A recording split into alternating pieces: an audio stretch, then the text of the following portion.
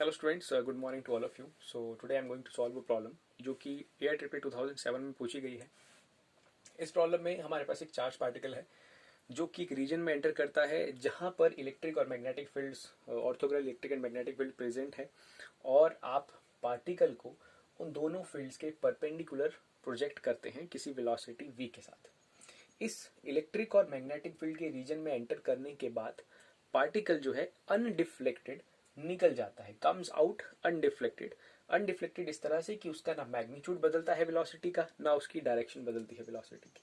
तो आपसे पूछा गया है कि अगर ऐसी स्थिति आपके पास है तो कौन सा रिलेशन यहाँ पर वैलिड है। ओके स्टूडेंट्स, पार्टिकल अगर किसी इलेक्ट्रिक और मैग्नेटिक फील्ड के अरेंजमेंट में जाता है और पार्टिकल अनडिफ्लेक्टेड निकलता है, इट मीन्स दैट पार्टिकल के ऊपर लगने वाले जो फोर्सेज हैं, इलेक्ट्रिकल फील्ड की वजह से इलेक्ट्रिकल फोर्स, मैग्नेटिक फील्ड की वजह से मैग्नेटिक फोर्स, वो इक्वल एंड अपोजिट है, उनका मैग्नीट्यूड सेम होगा। तो इस कंडीशन को पार्टिकल को फॉलो करना पड़ेगा अगर उसे अनडिफ्लेक्टेड निकलना है।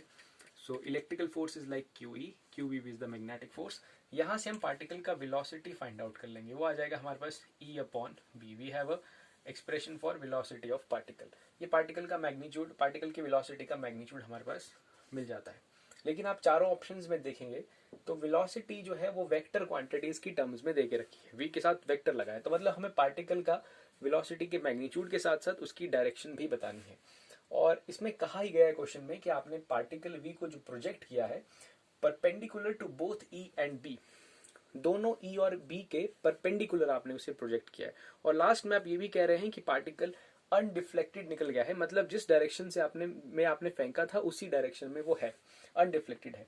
सो मतलब आपने दोनों की परपेंडिकुलर फेंका है। मैथमेटिकली इसके लिखने का मतलब कि आपने उसे E क्रॉस B, E और B के परपेंडिकुलर क्या होगा दोनों के, वो होगा E क्रॉस B। तो आपने पार्टिकल को E क्रॉस B की डायरेक्शन में प्रोजेक्ट किया है। तो हमें अब E क्रॉस B की डायरेक्शन पता करना होगा। तो it is just like that, vector, इसकी डायरेक्शन क्या होगी, a vector divide by its magnitude give us the direction of that vector. Okay students, so E cross B का डायरेक्शन हम निकाल रहे हैं, that is E cross B upon EB sine theta. So theta is like 90 between E and B। सो यहाँ पर हम सीधा लिख देंगे, साइन 90 की वैल्यू आप जानते हैं 1 होती है। तो डायरेक्शन जो निकल रही है यहाँ पर वो निकल रही है E vector into B vector upon EB। तो ये पार्ट बिलोंग कर रहा है वेलोसिटी की डायरेक्शन को। This is the direction of the velocity and this is the magnitude. तो जब आप इन्हें कंबाइन करेंगे तो आपके पास कुछ इस तरह से आपको मिलेगा, that is EB, it belongs to the magnitude, and that other one is E cross B divided by EB. So it is like E vector cross B vector upon B square. So जो कि है हमारा option number second. तो इस तरह से option number B is the correct answer.